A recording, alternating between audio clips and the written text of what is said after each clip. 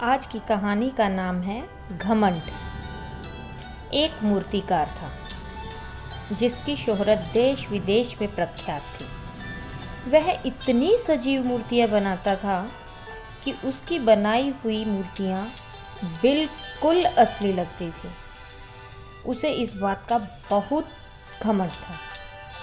एक दिन जब मूर्तिकार को लगा कि अब उसकी मौत नज़दीक है, तो उसने यमदूतों को भ्रमित करने के लिए बिल्कुल अपने जैसी दिखने वाली 11 मूर्तियां बनाई और उनके बीच जाकर बैठ गया।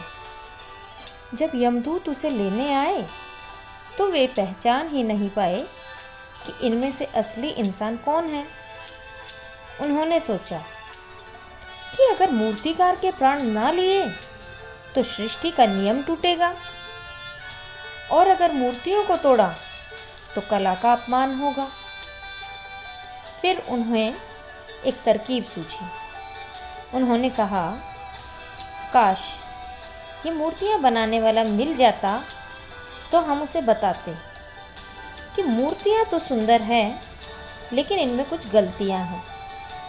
यह सुनते ही मूर्तिकार का घमंड जाग गया। वह खड़ा हुआ और बोला, मेरी कला में कोई गलती हो ही नहीं सकती। मैंने जीवन भर मूर्तियां ही बनाई हैं। यमदूत ने झट से उसका हाथ पकड़ा और कहा, बस यही गलती कर गए तुम अपने घमंड में, कि यह भी भूल गए कि बेजान मूर्तियां बोला नहीं करती। यह कहकर यमदूत मूर्तिकार को अपने साथ ले गए और मूर्तिकार को अपने घमंड पर बहुत पछतावा हुआ। इससे हमें सीख मिलती है कि घमंड से किए गए कार्य में असफलता ही प्राप्त होती है। अर्थात किसी काम में कितनी ही महारत हासिल क्यों न हो जाए, लेकिन उसका घमंड उसके महत्व को समाप्त कर देता है। अभ्यास कार्य। प्रश्न 1, मूर्तिकार कैसी मूर्तियां बनाता था?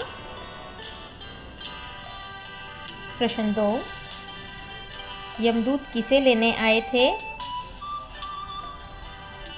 प्रश्न 3, मूर्तिकार ने यमदूतों से बचने के लिए क्या उपाय सोचा? प्रश्न 4, यमदूतों ने मूर्तिकार को पकड़ने के लिए क्या उपाय सोचा? प्रश्न 5, मूर्तिकार को किस बात का घमंड था?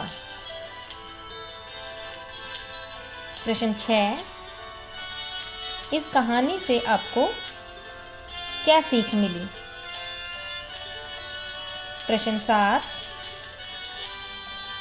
आपको क्या क्या कार्य करने में मज़ा आता है?